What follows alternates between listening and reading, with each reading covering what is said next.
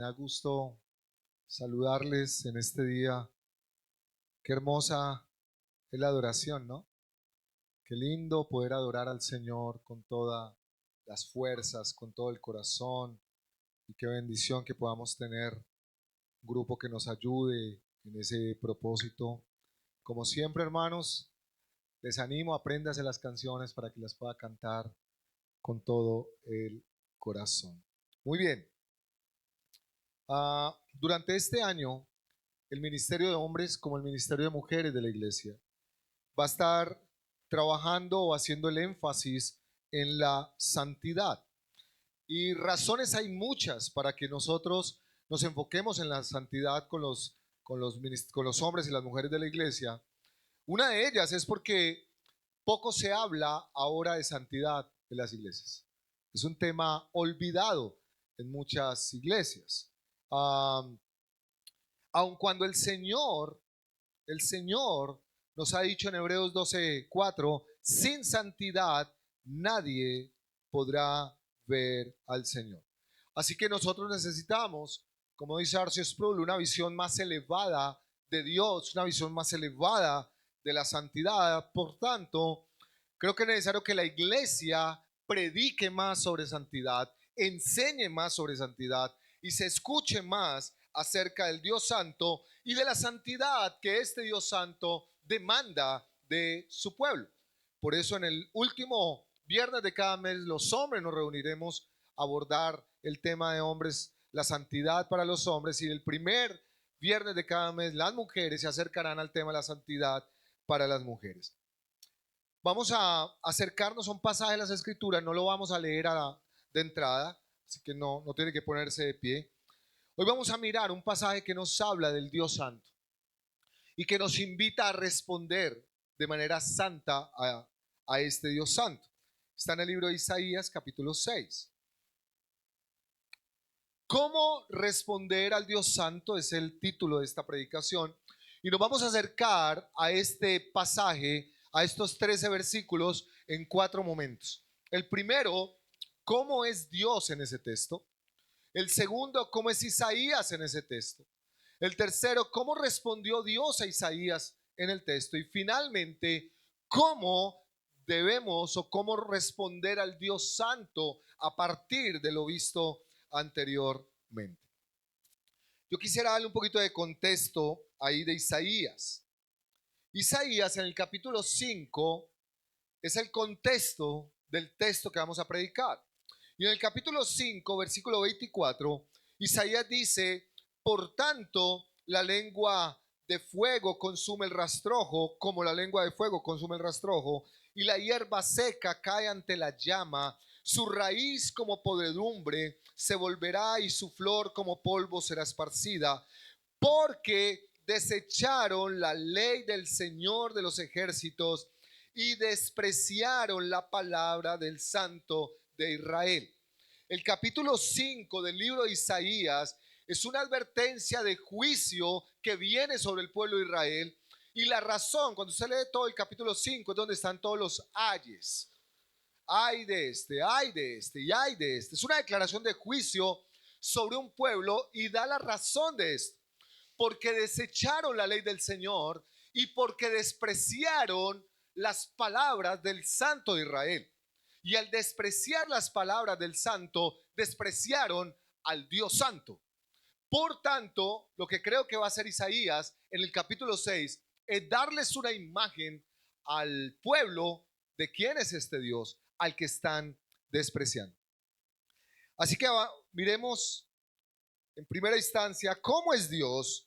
Y quiero leer los primeros 4 versos. Dice así la palabra del Señor. En el año de la muerte del rey Usías, vi yo al Señor sentado sobre su trono, alto y sublime, y la orla de su manto llenaba el templo.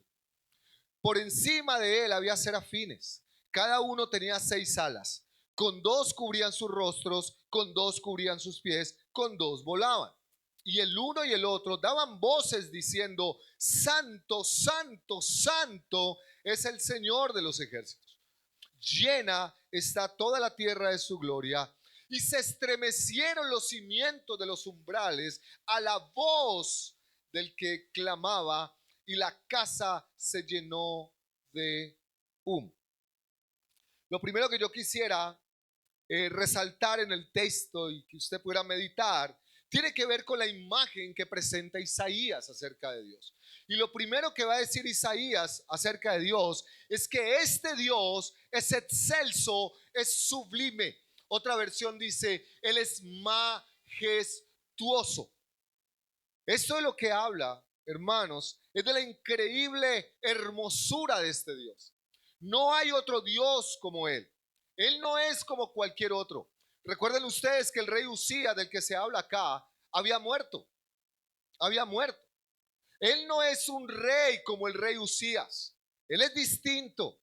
Él no es uno más. Él es único y es tan hermoso que no podrías parar de mirarlo y deleitarte y gozarte con su hermosura. O sea, es algo así, hermanos, como que es tan hermoso, es tan bello, es tan excelso y sublime que no quieres parar de mirarlo.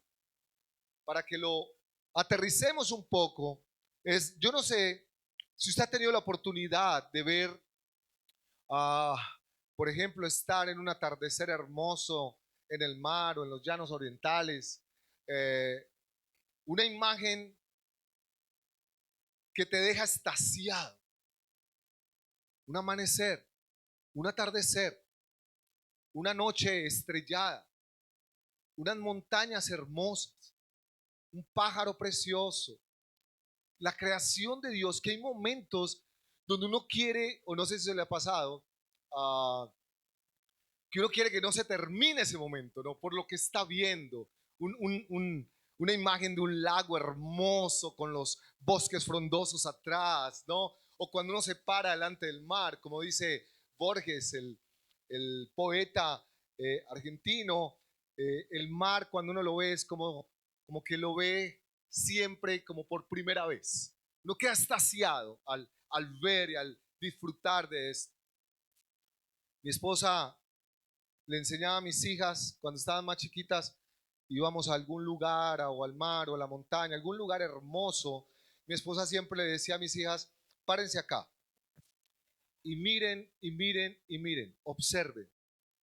Y después les decía, tomen una foto en su mente de ese lugar para que no lo olviden.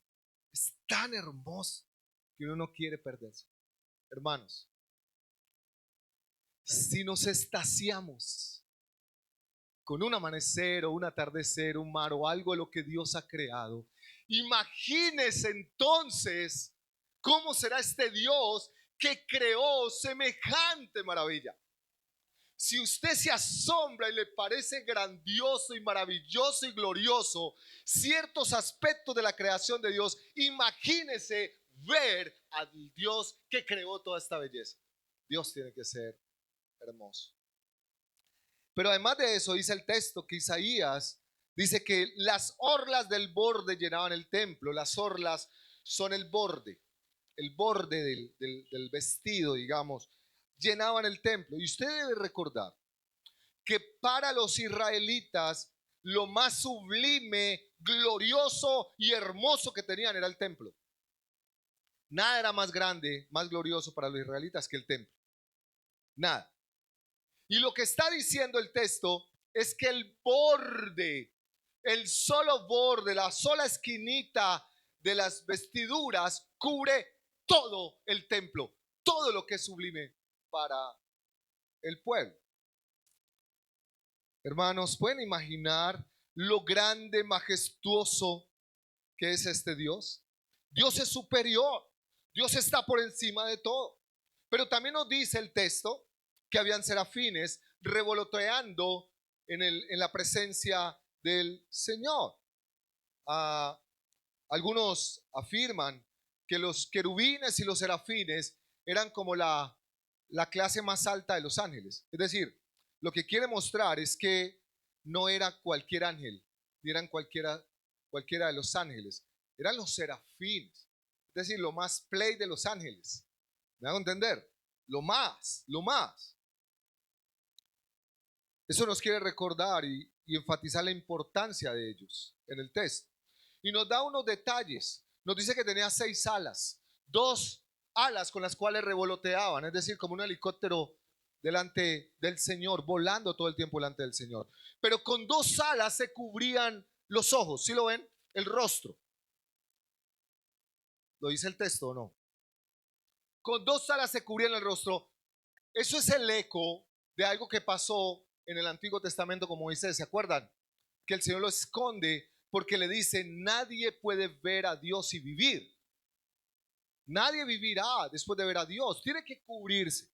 Pero además tiene las otras 2 alas con las que se cubre los pies, el serafín o los serafines. ¿Recuerdan a Pedro cuando el Señor le dice: necesito lavar tus pies? Si no te lavo, no tienes parte conmigo. Porque recuerden ustedes que el lavatorio de los pies tenía que ver con la inmundicia que traían, con lo sucio que traían culturalmente. Así que tenían que estar cubiertos. Es decir, hermanos, piensen en esto, por favor. Estos seres fueron creados con un solo propósito: adorar al Señor. Estos seres no tienen pecado.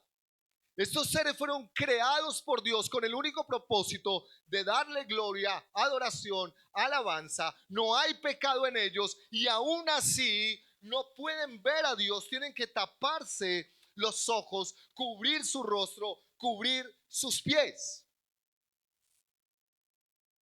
¿Qué le hace pensar a usted que usted y yo, que somos pecadores, que hemos hecho tantas cosas horribles, podemos presentarnos delante de Dios de cualquier manera?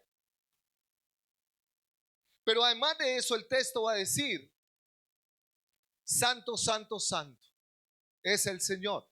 Estos serafines que fueron creados para la adoración, que no tienen pecado, se sienten indignos de estar cubiertos, de estar delante de la presencia del Señor, y lo único que logran decir es: santo, santo, santo es el Señor. Y aquí nuevamente hay un énfasis. R.C. Sproul, el teólogo R.C. Sproul, dijo esto: mencionar algo 3 veces seguidas es elevarlo al grado superlativo y adjudicarle un énfasis de super importancia. Hermanos, del carácter de Dios, de los aspectos del carácter, de esos aspectos incomunicables de Dios, su omnipotencia, su omnisciencia, su omnipresencia, o aún de sus aspectos de su carácter comunicables, ninguno es elevado a esta potencia. Ninguno. La Biblia no dice: Él es misericordioso, misericordioso, misericordioso. Él es justo, justo, justo. Él es omnipotente, omnipotente, omnipotente. Pero sí dice: Él es santo, santo, santo. Hay un énfasis aquí, hermanos. Ahora, ¿qué implica la santidad de Dios? Si Él es santo, santo, santo, ¿esto qué implica? El pastor y teólogo Luis García dice de la santidad lo siguiente, abro comillas: la raíz hebrea kad, que es la que está detrás de la palabra santidad, y quiere decir cortar, separar o apartar. Es por esta base etimológica que entendemos que la santidad implica estar separado o apartado de algo. En este caso, hermanos, lo que quiere decir que Dios es santo, santo, santo, es que Dios está absoluta y eternamente apartado de todo pecado y de cualquier tipo de impureza moral. Dios es superior, Dios es único, Dios es impecable moralmente. Impecable moralmente. No hay nada que Dios haga mal. No hay un solo pensamiento en Dios. No hay un solo sentimiento en Dios. No hay una sola emoción. No hay una sola acción. No hay una sola reacción. No hay una sola palabra. No hay una sola decisión que Él tome que tenga alguna impureza. Todo en Dios, sus pensamientos, sus emociones, sus reacciones, sus palabras, sus decisiones, todo está permeado por la santidad de Dios. Es impecable moralmente. Ahora, el texto también nos va a decir que Él es todopoderoso. Él es el Señor de los ejércitos, el Curios. Él es el Todopoderoso, aquel que hace lo que quiere, como quiere, con quien quiere, cuando quiere, de la manera que quiere. Y ahí estamos incluidos nosotros.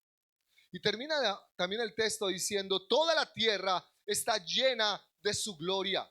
Es decir, hermanos, cada aspecto de la gloria de Dios anuncian, hablan y proclaman de la gloria de Dios. Los cielos cuentan la gloria del Señor. Hermano, cada vez que usted vea un mar, cada vez que usted vea los cielos, cada vez que usted vea el universo, cada vez que usted vea la creación de Dios, en esto está la gloria del Dios Santo. Él ha creado todo.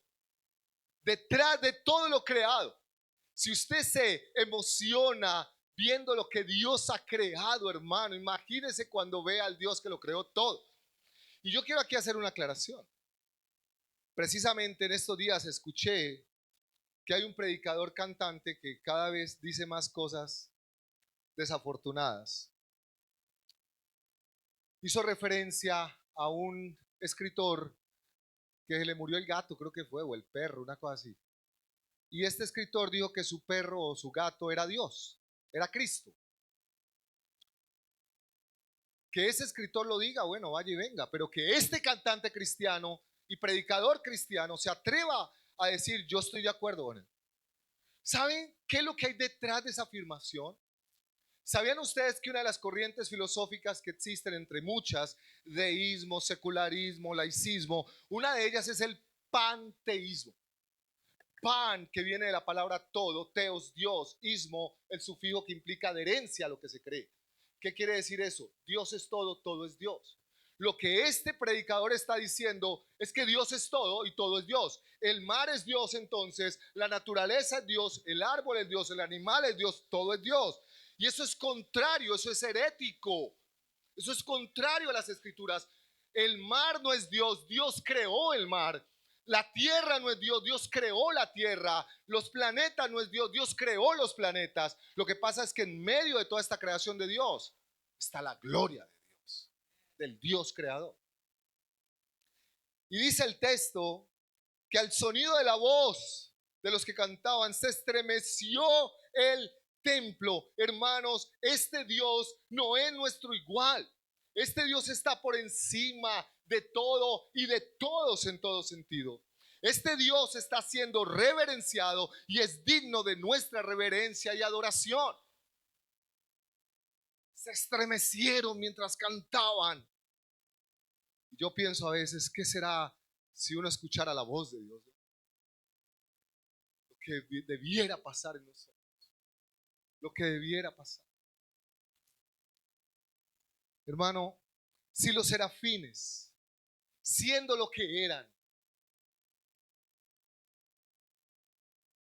ven a Dios de esta manera, ¿qué nos hace pensar a nosotros que podemos ver a Dios como queremos o como podemos de cualquier manera delante de Él?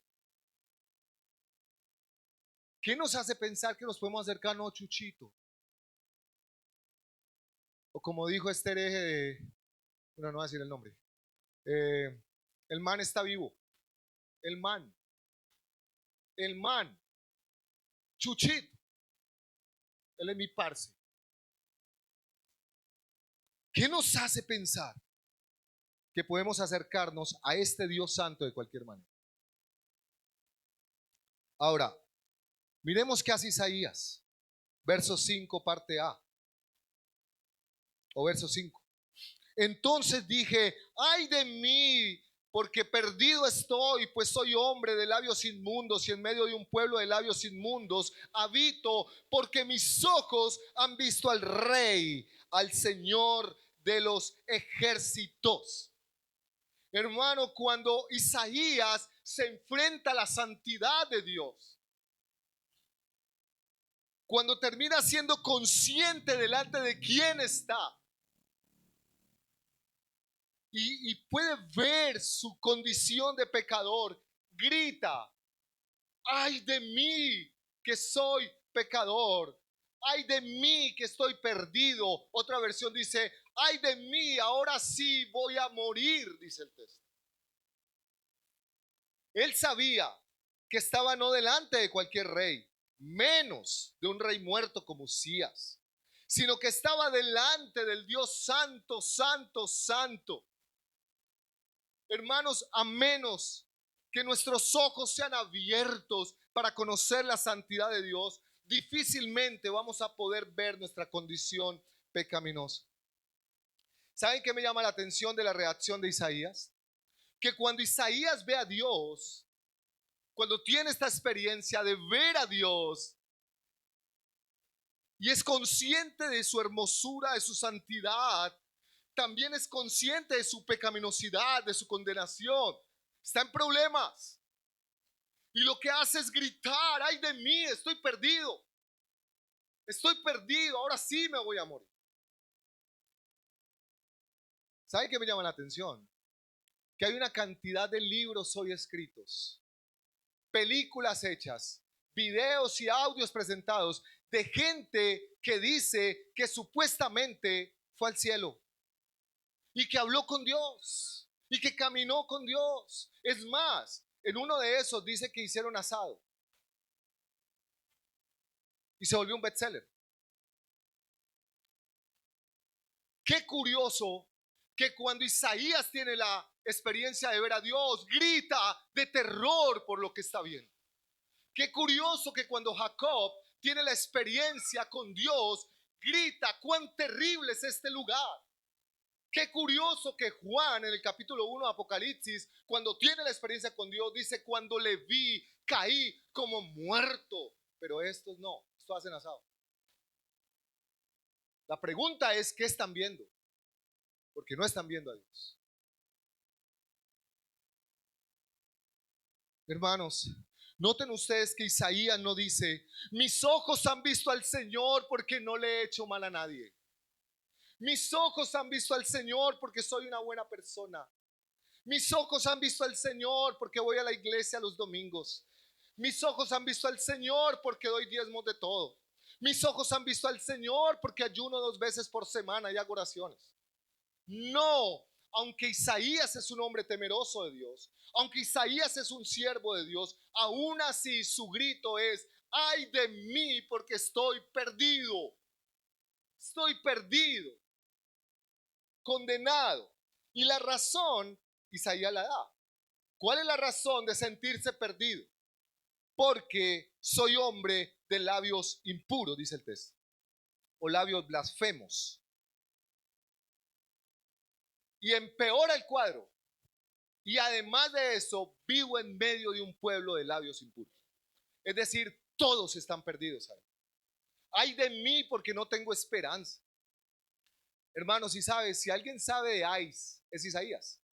Porque en el capítulo 5, recuerden ustedes que están los ay del Señor. Así que, ay hermano, el humor del Señor. En el capítulo 5 es Isaías. Isaías, como profeta de Dios, diciéndole al pueblo: ay, ay, ay de ustedes que hacen esto, ay de ustedes que hacen lo otro, ay de ustedes. Y ahora le toca a él: ay de mí, los ayes también son para los siervos del Señor. ¿Saben qué es lo que está pasando acá?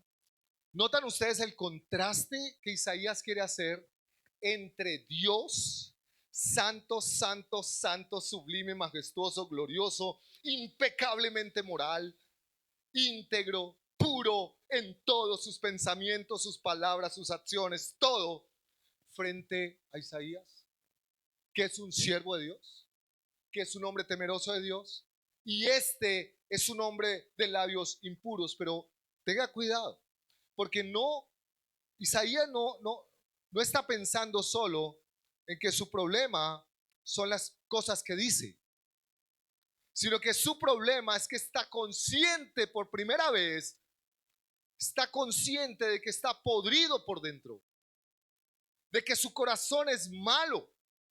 Como dice Calvino, el corazón es una fábrica de ídolos, es una fábrica de producir pecados todo el tiempo. El corazón del ser humano está podrido y de la abundancia del corazón habla la boca. Mateo 12:34. Generación de víboras, ¿cómo podéis hablar lo bueno siendo malos? El tema no es lo que hablamos, es lo que somos. Porque la abundancia del corazón habla la boca. El problema no solamente es la inmundicia de las palabras, el problema es la inmundicia del corazón. ¿Y saben qué es lo peor de todo esto, hermanos? Que Dios la conoce. El asunto con Isaías es que Isaías es consciente de que Dios, el Dios que todo lo sabe, conoce de su inmundicia, conoce de su corazón inmundo, pecador. Hermano, permita decirle en esta mañana que no solo Isaías es así, que no solo el pueblo de Israel es así, sino que toda la humanidad es así. Toda la humanidad es de labios impuros y tiene un corazón inmundo, lleno de pecado. Todos. Isaías dice, tengo labios impuros y vivo en medio de un pueblo de labios impuros. ¿Y saben qué? Muchos de nosotros así éramos. Así éramos. De labios impuros y con un corazón inmundo, lleno de pecado. Una fábrica constante de pecado todo el tiempo, con lo que pensábamos, con lo que hacíamos, con lo que hablábamos, con lo que vivíamos, con la manera como vivíamos nuestra vida. Era una mole de pecado. Creo que necesitamos recordar, como dice Romanos 3, no hay bueno ni aun uno, no hay quien entienda, no hay quien busque a Dios, no hay ni siquiera uno. Todos se desviaron, se hicieron inútiles, todos, no hay ninguno bueno. Querida iglesia, queridos amigos que nos acompañan esta mañana, no nos engañemos, como diría el pastor Jonathan Leeman, abro comillas, la Biblia promete que un día estaremos delante de un Dios santo. Todos nuestros pensamientos invisibles serán visibles. Las lujuras silenciosas serán escuchadas por los parlantes. Lo hecho escondidas será revelado. Nuestras fantasías, mentiras y exageraciones serán expuestas delante de un Dios santo. Hermanos, todos nuestros pensamientos, todos nuestros sentimientos, todas nuestras motivaciones, todas nuestras acciones, todas nuestras palabras, todo será exhibido delante de un Dios santo. Hermano, yo lo he dicho en este lugar algunas veces. Piense por un momento, si en esta decidiéramos por las pantallas que están acá y por los baffles que están acá, proyectar por los parlantes y por las pantallas todo lo que usted hizo esta semana, sus acciones, sus reacciones, sus decisiones, sus palabras, sus pensamientos, sus motivaciones, sus sentimientos. Si se expusiera todo lo que ha pasado en su vida en los últimos años, si se expusiera todo lo que ha pasado en su vida desde que nació, vamos a ver un retrato de lo que estas personas han vivido en sus pensamientos, en sus emociones, en sus sentimientos, en todo lo que hacen, la manera como se relacionan. Todo quedará expuesto delante de Dios. Yo le pregunto, hermanos, ¿qué diría usted si usted está sentado ahí y va a salir por las pantallas y por los parlantes todo lo que usted ha hecho? ¿Qué diría usted? ¿Saben qué creo que diríamos? O yo por lo menos. Ay de mí que estoy muerto. Ay de mí que estoy perdido. Hermanos, si con cosas tan pequeñas como estas, alguna vez se le ha ido un mensaje por WhatsApp a un grupo o a una persona que no era y sintió el frío.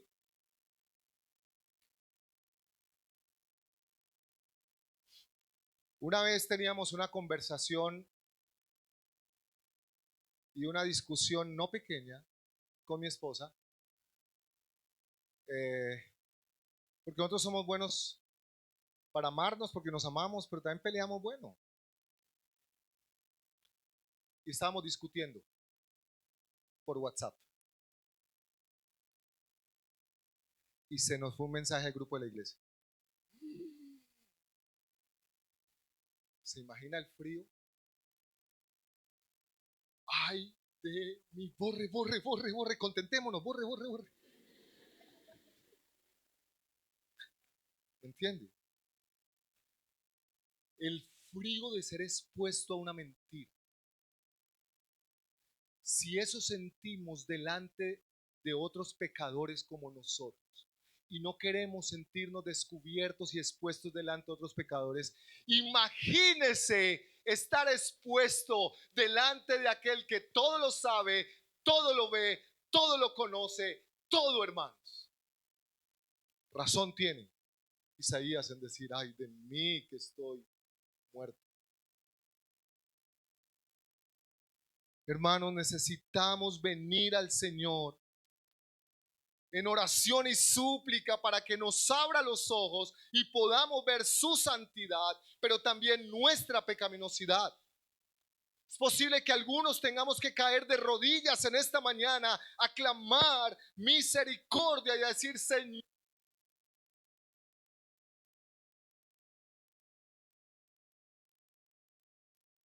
sí. Ay de mí, estoy perdido.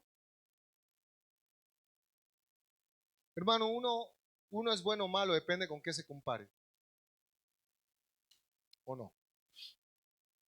Si un hombre viene a mí a consejería, me dice: pastor, es que mi esposa molesta mucho, más cansona y cristiana.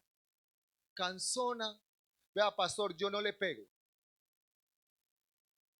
yo no llego borracho, yo no mantengo en prostíbulos y yo le doy comida. Esos casos de la vida real. Qué lindo, tan bonito, no le pega. Qué hermosura, hombre.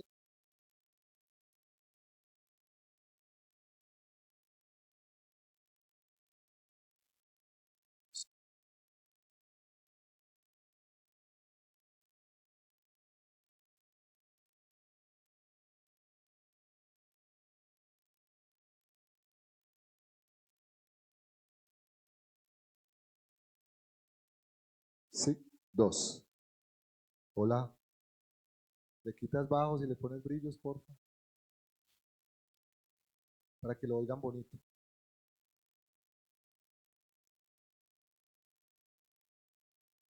Claro, si usted se está comparando con un sinvergüenza maltratador, abusivo, violento, por supuesto usted es un príncipe. Si usted se está comparando con un borracho, claro, es mejor. Si usted está comparando con un adúltero, fornicario, por supuesto. Pero es que el punto de comparación no son los borrachos, adúlteros y maltratadores. Su punto de comparación es Cristo. Así que no solamente no le pega, sino que la trata como vaso frágil. Así que no comete adulterio, sino que la honra y la dignifica de todas las formas posibles. Así que no solamente le da comida, sino que la consiente de todas las formas posibles. Porque su punto de comparación es Cristo. ¿Me hago entender? Cuando nos comparamos con la santidad de Dios, todo cambia, todo palidece. Mientras nosotros, como dice Arce Sproul, no tengamos una visión elevada de Dios y una visión elevada de la santidad, entonces no vamos a ver nuestros pecados tan graves ni tan terribles como realmente lo son. Imagínese usted invitar a una fiesta de todas las personalidades del país, todos de smoking, todo mundo perfectamente vestido, bien acicalado, pero llega alguien en chanclas, bermuda rota, buzo desteñido, todo engreñado, sin cepillarse y con lagañas. ¿Usted cree que se nota? ¿Usted cree que esa persona se siente fuera de lugar? Claro, si él está con un grupo de drogadictos en la calle del Cartucho, pues él está bien vestido. ¿Me estoy comunicando bien?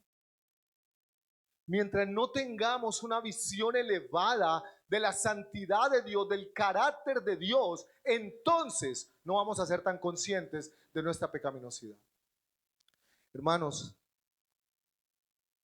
es terrible estar delante de un Dios santo y tiene que producirnos temor. Cuando era joven, hicieron un campamento, hacían campamentos en la iglesia. Yo trabajaba de día, estudiaba de noche en la Universidad de Ibagué. Todos mis amigos, era un campamento por allá por el norte, no me acuerdo dónde. El caso es que yo no pude irme con el bus. Entonces salí de la universidad a las 10 de la noche. Me habían robado la moto que tenía, entonces tocó comprar una chiquitica ahí malita. Y me fui a las 10 de la noche por el norte. Esa noche no había un solo carro en la vía. No sé por qué. Todo oscuro. Todo oscuro. Mi moto, que no servía para nada, yo iba orando que no se muriera en el camino a pobre. Una lucecita chiquita. Y en medio de esa oscuridad empiezan a sonar truenos. Y empiezan a caer rayos y relámpagos. Y me coge un susto, pero no era porque me saliera el coco, hermano. Ni porque saliera Satanás, ni las brujas, ni porque me fueran a robar, nada de eso. Era un miedo de saber que si esto era así nomás, ¿cómo sería estar en medio de la oscuridad y de las tinieblas sin ser salvado por el Señor? Cuando nos presentemos delante de este Dios santo, santo, santo, y presentarnos con todo nuestro pecado, ¿cómo será de terrorífico eso? Ahora, alguno debe estar clamando, uy, que esta predica coja hacia otro lado, porque si no. Mire el Evangelio en Isaías 5, 6, versos 6 y 7. Miren el Evangelio ahí. Entonces voló hacia mí uno de los serafines con un carbón encendido en su mano que había tomado del altar con las tenazas. Con él tocó mi boca y me dijo, esto ha tocado tus labios y es quitada tu iniquidad y perdonado tu pecado. Hermano querido, mire cómo responde Dios a la realidad de Isaías. Este Dios santo, santo, santo es también un Dios de amor, un Dios de gracia, un Dios de misericordia. Hermano querido, Dios en su justicia, si hubiera querido fulminar a Isaías, estaría bien que lo hubiera hecho. Isaías confesó que es un hombre de labios impuros, es pecador, la paga del pecado es muerte, debería condenarlo. Si Dios lo hubiera hecho, hubiese estado correcto, hubiese sido bien, hubiese sido justo, porque Isaías se lo merece. Amén. Dicho sea de paso, para los que sufren con el infierno y con la idea de que hay injusticia en Dios con mandar gente al infierno, permítame recordarle en esta mañana, los que estén en el infierno, están en el infierno porque se ganaron en el infierno, hicieron todo lo que pudieron para estar en el infierno y Dios no es injusto con ellos. El que está en el infierno está justamente en el infierno, se lo merece. Los que están en el infierno y estarán, tendrán que decir, yo merezco estar en este lugar. Los que estén en el cielo adorando al Señor tendrán que decir, yo no merezco estar en el cielo. Hermanos,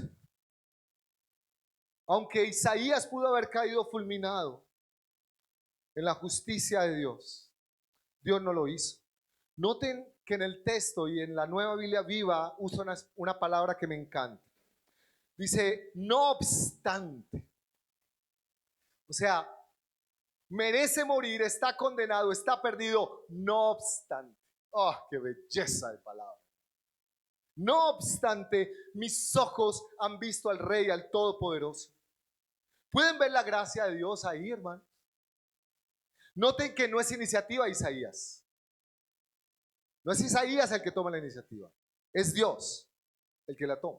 Isaías estaba perdido. Y en su amor Dios decide, y en su gracia y en su bondad, Dios decide abrir los ojos de Isaías para que lo puedan ver. Hermano, yo quiero que usted recuerde cómo era usted. Usted y yo éramos como Isaías, siendo lo que éramos, habiéndole dado la espalda a Dios, habiendo negado a Dios, habiéndonos burlado de Dios, habiendo pecado de todas las formas, habiendo despreciado la palabra del Señor, habiendo despreciado al Señor Santo. Aún así, Dios en su gracia abrió nuestros ojos para que pudiéramos verlo y ser salvados por su gracia. Un día, sin proponérnoslo, hermanos, siendo tan inmundos como éramos, depravados como éramos, merecedores de ser fulminados por la santidad de Dios, aparecimos por la gracia de Dios limpios, puros y perdonados. Esa es la belleza del Evangelio. Ahora, ¿cómo fue esto posible? A Isaías, ¿qué fue lo que le envió el Señor? ¿Qué fue lo que le envió? ¿Ya se olvidaron? Serafines. Ángel o los ángeles, quiere decir mensajero, ¿no? A nosotros no nos envió un serafín. ¿Qué nos envió? A su mismo Hijo. A nosotros no nos envió carbones encendidos. ¿Qué nos dio?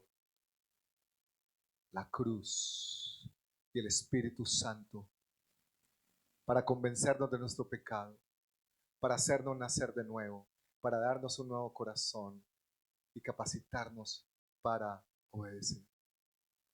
Él envió no a su ángel, sino a su Hijo, no un carbón encendido, sino la cruz para perdonarnos y darnos vida eterna. Esta vez del altar mismo de Dios no salió un querubín, no salió un serafín, sino que salió Jesús desde el trono directo a la cruz para mostrarnos en la cruz que este Dios santo también es un Dios de gracia y de bondad. En la cruz se juntaron, hermano, la bondad de Dios y la justicia de Dios, la santidad de Dios y la misericordia de Dios. Este es un texto que encontré maravilloso. Juan 12:41, en la Nueva Versión Internacional dice: esto lo dijo Isaías porque vio la gloria de Jesús y habló de él. La Nueva Traducción Viviente dice: Isaías se refería a Jesús cuando dijo estas palabras porque vio el futuro y habló de la gloria del Mesías. ¿A qué palabra se refiere? A Isaías 53, versos 5 y 6. Pero él fue herido y maltratado por los pecados nuestros. Se le castigó para que nosotros tuviéramos paz. Lo azotaron y nosotros fuimos sanados por su sufrimiento. Nosotros fuimos quienes nos extraviamos como ovejas. Nosotros quienes seguimos nuestro propio camino. Pero Dios echó sobre él la culpa y los pecados de cada uno de nosotros. Hermanos queridos, amigos que nos acompañan, la cruz tocó nuestra vida y nos quitó la inmundicia y la iniquidad. El Dios santo, santo, santo nos ha perdonado, nos ha salvado, y al ver su rostro, en lugar de caer como muertos, fuimos salvados por su gracia. Bendito sea el Señor. Hermanos, si no entendemos esto, no vamos a vivir la vida que Dios quiere. Esto es el Evangelio. Merecíamos la muerte, merecíamos el infierno, la condenación eterna, la ira de Dios. Y estaría bien si todos termináramos así. Sin embargo, Romanos capítulo 5, versículo 8 en adelante: mas Dios muestra su amor para con nosotros en que, siendo lo que éramos, enemigos de Dios, hijos de ira, condenados, perdidos, extraviados, llenos de iniquidad, Dios mostró su amor al darnos a su Hijo Jesús. Por gracia somos salvos. Hermano, ¿es consciente usted de la gracia de Dios sobre su vida? ¿Es consciente de la bondad de Dios? Ahora, el verso 8 al 13 nos dice cómo responder al Dios santo. Dice el verso 8: después de esto, después de ver lo que Dios hizo, de quitarle la iniquidad y perdonar su pecado, dice el verso 8. Y oí la voz del Señor. ¿Quién está hablando? Isaías. ¿A quién enviaré y quién irá por nosotros? Aquí estoy, envíame a mí, le respondí. Hermano, la respuesta a Isaías a la santidad de Dios y a la bondad de Dios al salvarlo, aún mereciendo la muerte eterna, es entregar la vida para el servicio del Señor. Hermano, mientras usted no sea consciente de la terrible gravedad de su pecado, mientras usted no sea consciente de la gravedad de las consecuencias de su pecado, del castigo que le espera, y si usted no es consciente de la inmensa bondad y el amor de Dios sobre su vida para perdonarlo, para salvarlo, usted no podrá responder como debe a la bondad de Dios. De ahí tiene que partir. Ustedes recuerdan Lucas 7, 40 al 48, cuando hay una mujer que está tirada en el piso bañando a Jesús con perfume. ¿Recuerdan que los fariseos estaban hablando y los discípulos allí? ¿Recuerdan lo que dijo Jesús al final? Cuando le dice: entré a este lugar, tú no me lavaste los pies, tú no hiciste esto, pero esta mujer no ha dejado de hacerlo. Y la manera como Jesús termina allí ese relato es diciendo: porque al que mucho se le perdona, mucho ama. Al que poco se le perdona, poco ama. ¿Sabe qué está diciendo? Aquellos que no están conscientes de lo que Dios ha hecho por sus vidas al perdonar sus pecados, aman poco porque sienten que se les ha perdonado poco. La razón por la que usted saca tantas excusas para no priorizar el día del Señor, la razón por la que usted saca tantas excusas para no adorar al Señor, la razón por la que usted saca tantas excusas para no servir al Señor y para no dedicar su vida al servicio del Señor, es porque tal vez, probablemente, usted no es tan consciente de la gravedad de su pecado, de la gravedad de las consecuencias, y usted no ha sido tan consciente de la gran salvación que ha recibido por la gracia. Tal vez, si usted no vive para Dios, no vive para la gloria de Dios, es quizás porque usted siente que Dios no le ha perdonado tanto, porque todavía siente que esto es un movimiento religioso como cualquier otro, que es igual estar en el cristianismo, en el islamismo, en el budismo, en el judaísmo o en cualquier grupo religioso filosófico, que es la misma cosa. No ha entendido lo que le ha sido perdonado, no ha entendido cuál es su condición. Leíamos en el Catecismo de la Nueva Ciudad la pregunta de hoy, ¿lo notaron? ¿Cómo y por qué nos creó Dios? Y cuando nos da la respuesta dice: lo correcto es que vivamos para la gloria de Dios, como respuesta a la bondad de haber sido creados y salvados por el Señor. Si usted sigue sacando excusas, es porque tal vez, hermanos, no ha entendido quién es Dios. No están conscientes de su pecaminosidad. Es posible también que cuando usted comprenda lo excelso, majestuoso y glorioso de este Dios santo, santo, santo, cuando usted comprenda la terrible condición en la que estaba, las terribles consecuencias de las que fue librado, entonces, tal vez, y solo tal vez, usted tome la decisión de vivir cada minuto de su vida para la gloria del Señor. Me encantó un pastor, un joven quería ir a abrir iglesia. Y me gustó mucho porque él no se paró delante de la iglesia a decirles: ay, es que este es un rebelde. No, se paró y dijo: yo sé que tú tienes un llamado, Dios te salvó. Así que te regalo mi guitarra, gasta tu vida, gástate para el Señor. Cuando entendemos esto, no tenemos una opción distinta que vivir cada día nuestra vida amando, temiendo y sirviendo a aquel que nos salvó. Lo único que querrá entonces, cuando comprende esto, es vivir cada día de su vida sirviendo para la gloria de Dios. ¿Cómo no estar dispuestos a entregarlo todo por Él si Él entregó todo por mí? Yo le decía en la mañana que hace 2 años, cuando mi papá estaba en cama, un primo, nadie se lo pidió, pero él decidió cuidar a mi papá. Y yo le decía a él, cuando mi padre murió, yo le decía a él, toda mi vida estaré en deuda contigo por lo que hiciste estos 2 meses con mi papá. Toda mi vida estaré en deuda.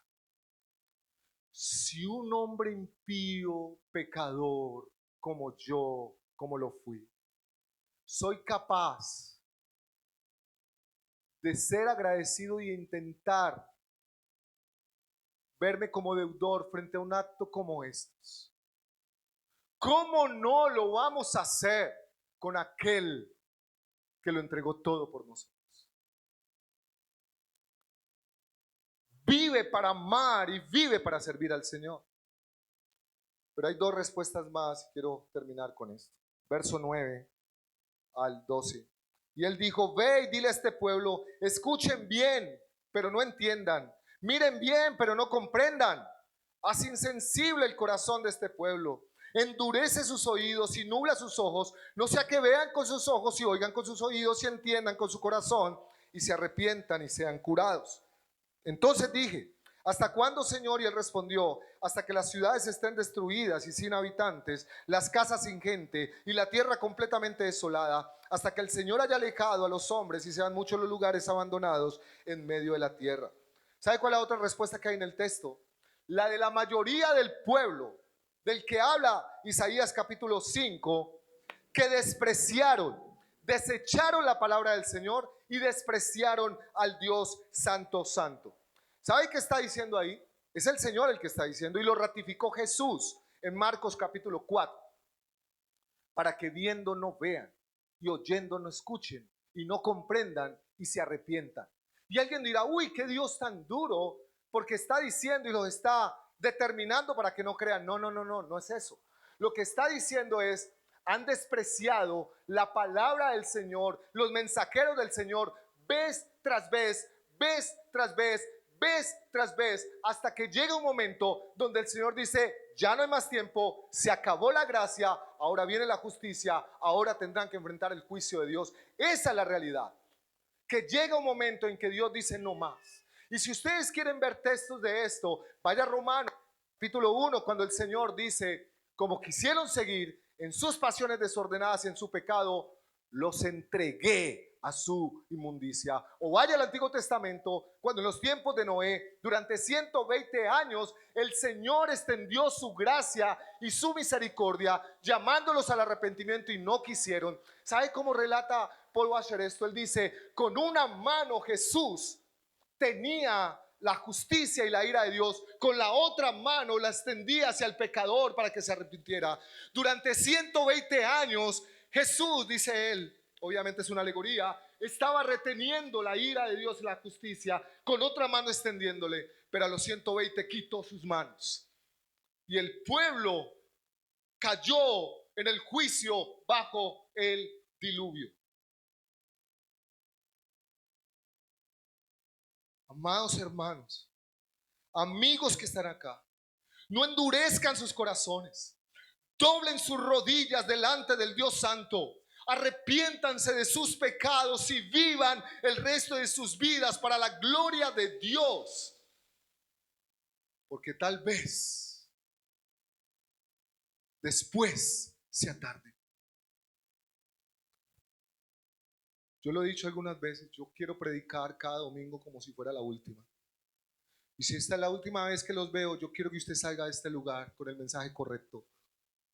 No salga de este lugar sin rendir su vida al Dios Santo y abrazar la gracia de Dios y la misericordia de Dios que hoy se te está ofreciendo por el Señor. No juegues con el pecado, porque a un Dios santo le corresponden hijos santos. No manches la sangre del Señor Jesucristo. No pisotees la sangre del Señor Jesucristo. Y finalmente el verso 13 dice: pero aún quedará un remanente, una décima parte. Esta volverá a ser consumida como el roble o la encina, cuyo tronco permanece cortado cuando es cortado. La simiente santa será su tronco. ¿Cuál debe ser la respuesta? Hay un remanente. Hay un grupo que responde al Dios santo viviendo de manera santa. Isaías dice que una parte del tronco será una simiente santa. Un remanente responderá al Dios santo viviendo vidas santas. Y razones hay muchas para vivir una vida santa. Una de ellas, como dice 1 de Pedro 1:15 al 17: sed santos porque yo soy santo.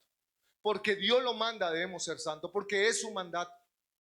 Pero porque a un Dios santo le corresponden hijos santos. 2, porque ahora podemos ser santos. Porque antes no podíamos serlo, pero ahora podemos serlo. Porque Dios envió a su Hijo a la cruz por nosotros, pagó nuestra deuda, quitó toda condenación, nos hizo libres de la esclavitud del pecado. La obra de Cristo en la cruz del Calvario constituye nuestra mayor motivación y poder para vivir en santidad. Ahora podemos ser santos porque Él puso su carbón encendido, no en nuestra boca, sino en nuestro corazón. Cambió nuestro corazón de piedra por un corazón de carne. Puso al santo a vivir dentro de nosotros. Es decir, hermanos, Dios no solamente nos da el mandato de ser santos, nos capacita para ser santos.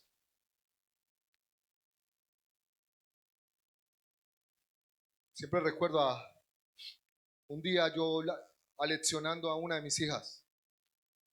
No hay razones para que no estés sacando buenos resultados en el colegio. Y le esgrimí un listado. 1, estás viva y estás sana. 2, eres inteligente. 3, tienes todos los libros, todos los trabajos y todos los cuadernos y todos los útiles. 4, yo pago la pensión. No tienes que pagar el transporte, nada. Nosotros te pagamos todo. 5, tienes computador, tienes celular, tienes internet. Además de eso, tienes a tu papá y a tu mamá aquí para ayudarte. Y además de eso, si necesitas profesores, te pagamos profesores para que puedas sacar buenas notas. No hay excusa. Y yo bien fuerte, ¿no? Fuerte. Y estoy yo ahí con el dedo señalándome. Cuando me dice no, tuve una impresión del Espíritu Santo allí, que me decía: tú no tienes excusa para no ser santo.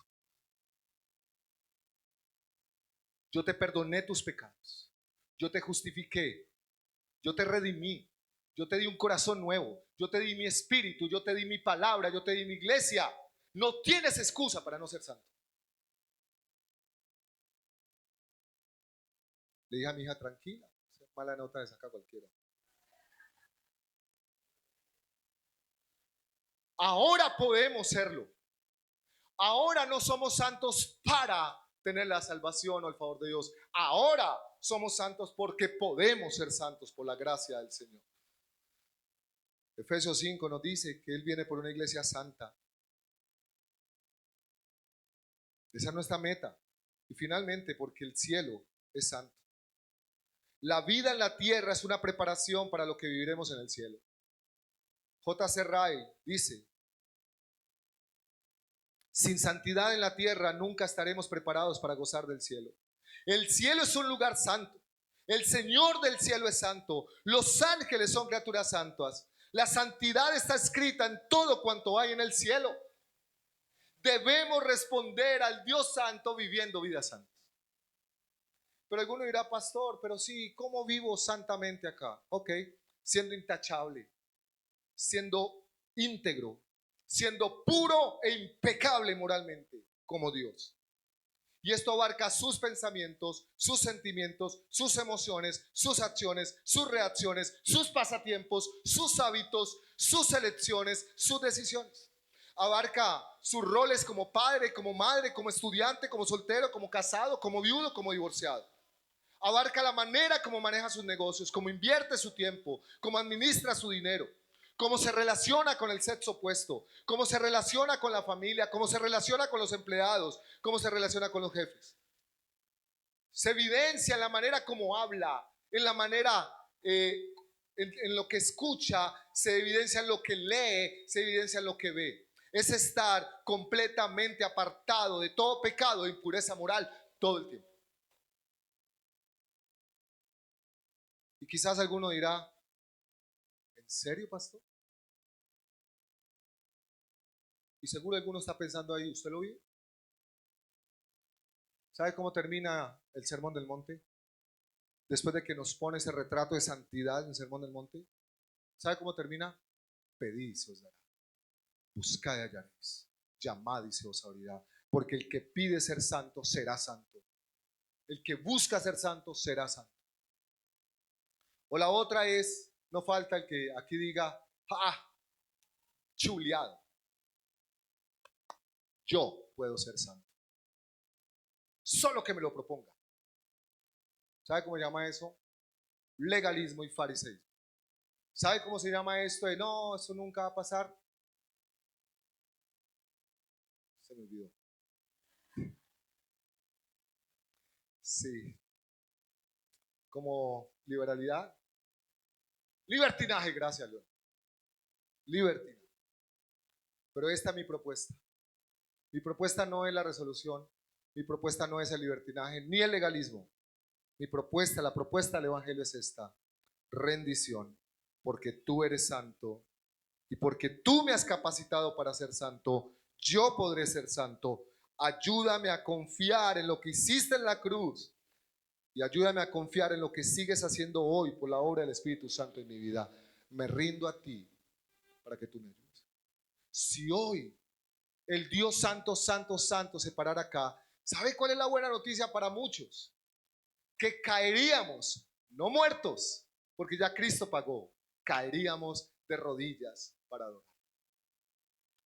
Así que yo quiero orar para terminar, quiero invitar a los de la alabanza. Que hay dos llamados.